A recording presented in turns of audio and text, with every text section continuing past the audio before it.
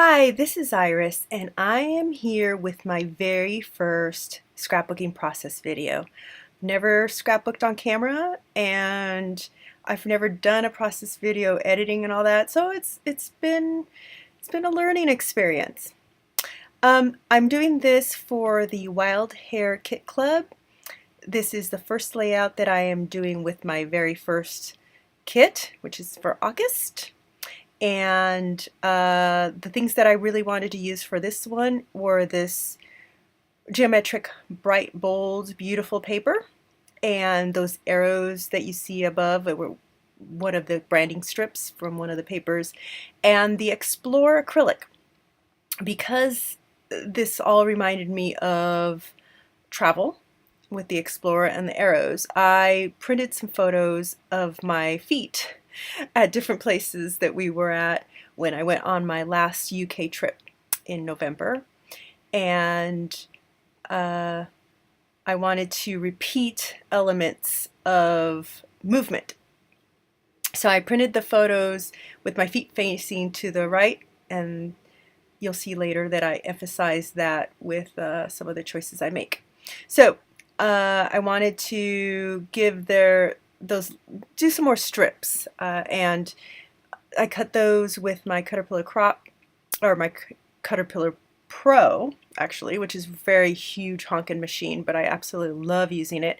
I'm just not used to using it when I am sitting down at my table. I usually get up and I have what I call a cutting station where I do all my cutting. It's at counter height, and it was a little unwieldy on the table. And then I decided one of the strips, I wanted to give it even more interest, so I used this punch, an EK Success punch, that is sort of like a cloud type of scallop. And then I remembered the arrows, which were one of the main elements I wanted to use. So I go ahead and stick that down, nice contrast with that white background on top of the colors. And I put the scalloped strip, and I decide that it doesn't really go with anything else. Everything else is very straight line, geometric. So I decide to bring out the Caterpillar again and cut another strip.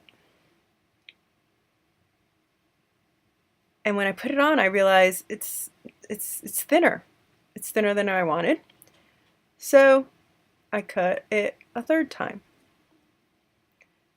It kind of hurt every time I cut through this paper because I know I want to use the other side that has raindrops, and I don't want to cut off a whole bunch of it. Does anyone else get really attached to paper?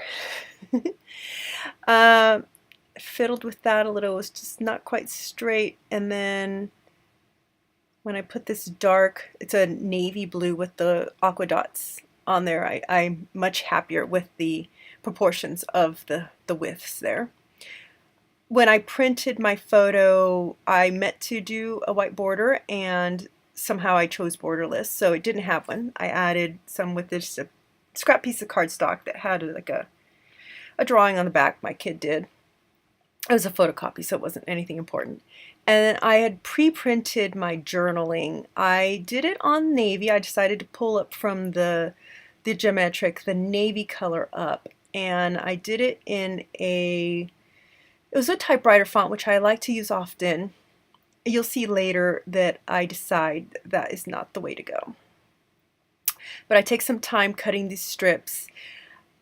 Since I've never done a video and I had my phone set up a certain way, it was a little, the area that I could do my work on was a little further up from what I'm normally doing. It wasn't as close to me as usual, and it was a little uncomfortable stretching my arms out further. So I just kind of felt like that added to a lot of fiddling on my part. I couldn't really see as far up the top of the layout as I would have liked. I do think I avoided getting my head in the shot, so that was a plus. But I definitely want to investigate different ways to do a setup so that I could do more process videos.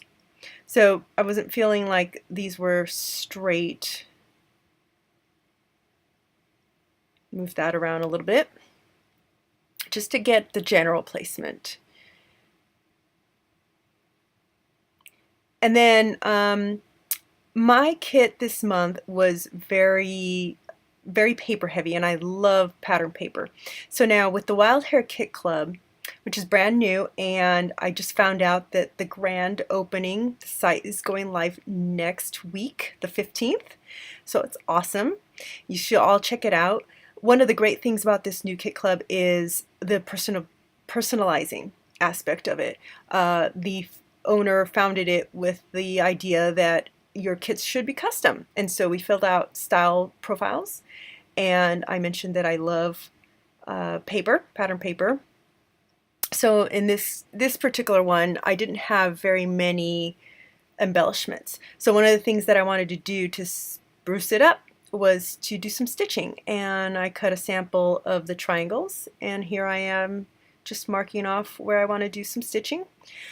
I sort of had it lined up with the bottom, you know, if you look at them as in terms of columns, but I wasn't really like super scientific about it. I just eyeballed it, and that was good enough. Just checking to see if I needed to do any more triangles, and I decided that that was enough for the top there. This trip, these photos were from my last UK trip in November, and I had my Fitbit for the first vacation I've ever taken, and I really racked up those steps. So that's why this journaling is about. It's numbers, giving some stats on how many days, how many places we visited, and my steps. And so I did the subtitle with the thickers that came in my kit are the Memento White from American Crafts, and it's a very fun, thin font.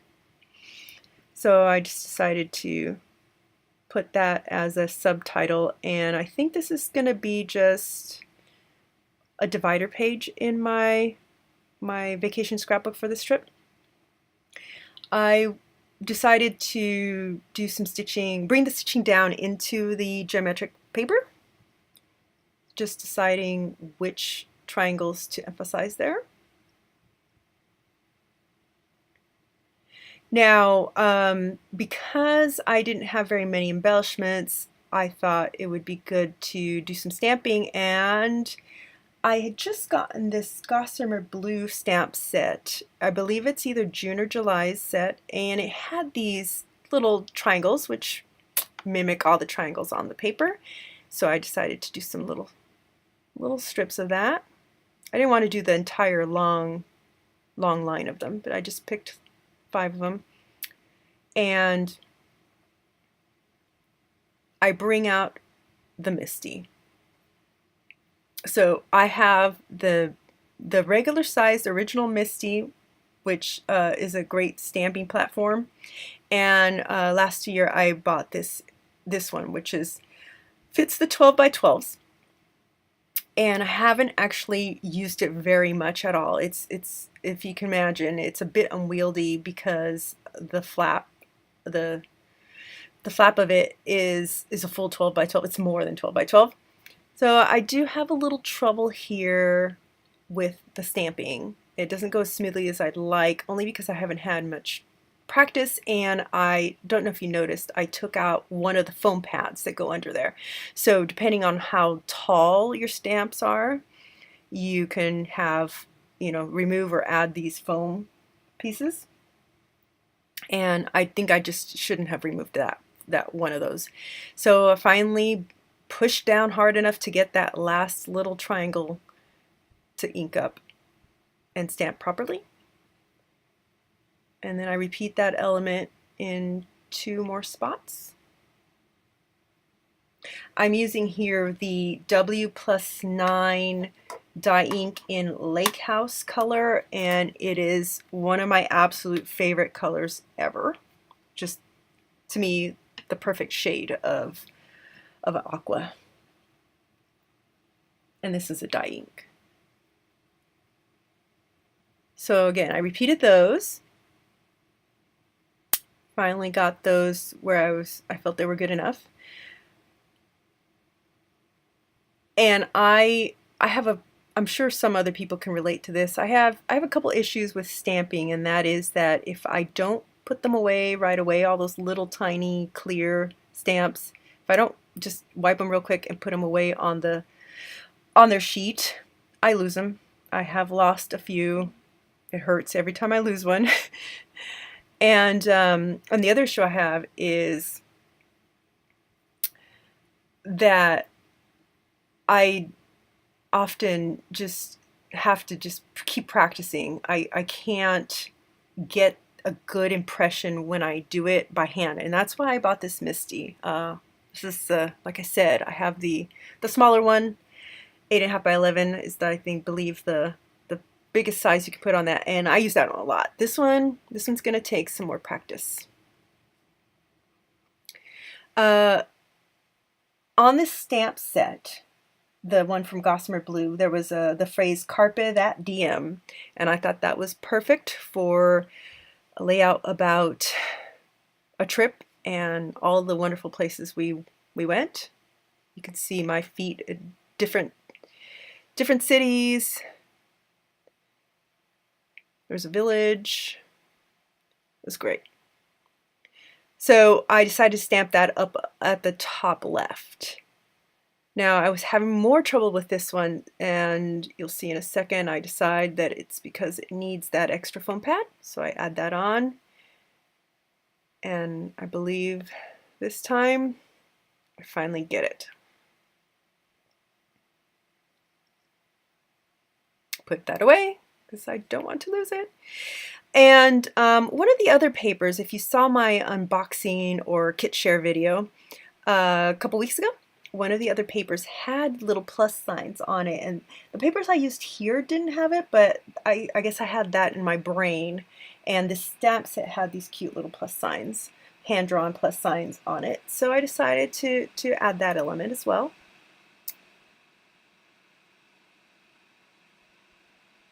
Just deciding what sort of direction I want them. I do a test with one of my Studio Calico grays, and I decided that it was too dark. It matched. It's almost black, not quite black, but it was definitely the darker of the two. So then I try the second ink, and I'm much happier with that one. And it's a little lighter, and that one is called Gray Area. It's one of the color theory from Studio Calico. And I like it because it fades into the background a little bit more. It just adds a little interest. It goes with the grays of the arrow. There's a little gray in the geometric pattern. And I wanted that one to fade a little bit more into the background. So I stamp it again in a different spot, and later on you'll see I stamp it a third time, but not quite yet.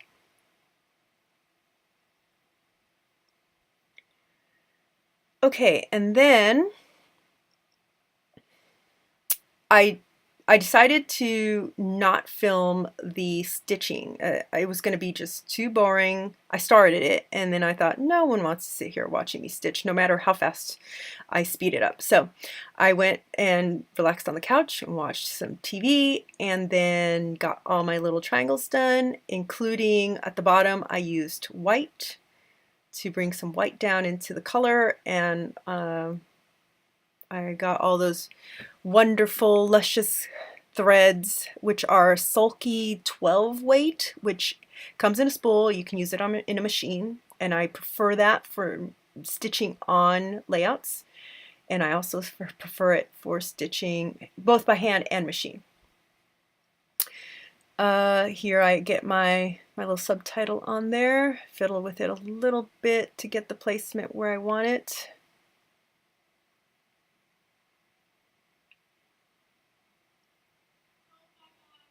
And then get my little journaling strips on there. I found the journaling strips very fiddly, and I think it's because they're short words, and usually I do like whole sentences. And then when I put that on there, I did feel that it covered a lot of the stitching I took so much time on. So yeah, a little later you'll see I changed them out. I got that phrase got stitched over up the top left. I did not like that at all, so I decided to just cut up my little test piece and put it on top there, and you'll see later I end up changing that as well. When I put the flare on, I wadded up some thread, which is something I really, really love doing. I've seen many people do it. I believe Missy Whedon came up with that. And I generally love it, but you'll see here that I felt that it was in a little area that was too crowded. I didn't really fit the feel of the layout, which is very clear lines, so I will take that off in a bit. Then I raided my stash for some enamel dots. I knew I had little triangles and arrows, and I thought they would be perfect, and geotags. So I went with all these colorful little enamel dots, enamel shapes. And you'll see I just, oh, there I go. I don't really like that there, so I end up moving around a little bit. I really spent quite a bit of time fiddling with where I wanted all these little elements. I wanted it to be a very playful layout. And then I went ahead, there's that third stamp. I did do this one by hand because there was no way I could use the Misty on it, and I did okay.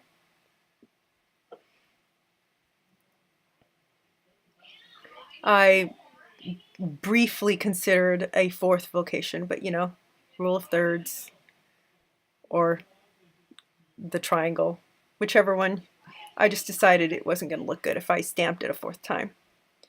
And then here, I put this ampersand down, and I put the another one of that's carpe, that DM phrase again. I thought a repeat of that element would be good, but it was really bothering me that the ampersands are almost lined up, and they were very similar in color.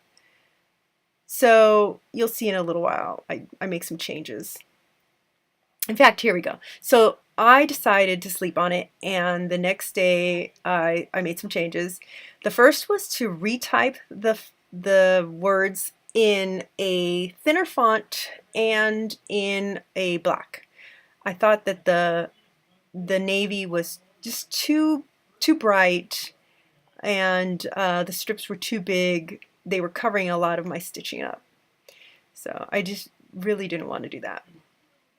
So I moved them around a little bit, and normally I like to overlap and layer things. I did leave those two triangles, the stitched and the enamel, on the right, just by themselves. I just thought it's a little cluster there. Nothing really is overlapping, but I just wanted them to stand alone. And then it was really bugging me with the stamped phrase. I should know better than to stamp, even if there's going to be stitching. So I used whiteout, that dry whiteout, and a white pen, and I've done that before. It doesn't bother me. When you look at the layout in person, you don't really notice it. No one ever notices those things. And then I switched out that ampersand above with another triangle, because then that made me feel free to use the ampersand below, and it wasn't bugging me that they were lined up at all. And I think that having one ampersand was good versus having more little. I wanted to add more of the triangles instead. I switched out the geotag that was in my subtitle to a smaller and the white one. And then I felt that my photo was not popping enough, so I used one of the other papers that was a black and white and did a second matte to make that pop a little better. And that the black, white, gray goes with the arrows there in my journaling. So, and there's one of the words on the flare is also a gray tone. So I was much happier with that. And I tried once again with the thread, the wadded thread behind the flare, and it was too much, and there's no place for me to repeat that element, so I decided to go with my instinct to not have it there. A little last fiddling here, just to get it where I want. Make sure everything's stuck down, and that's it.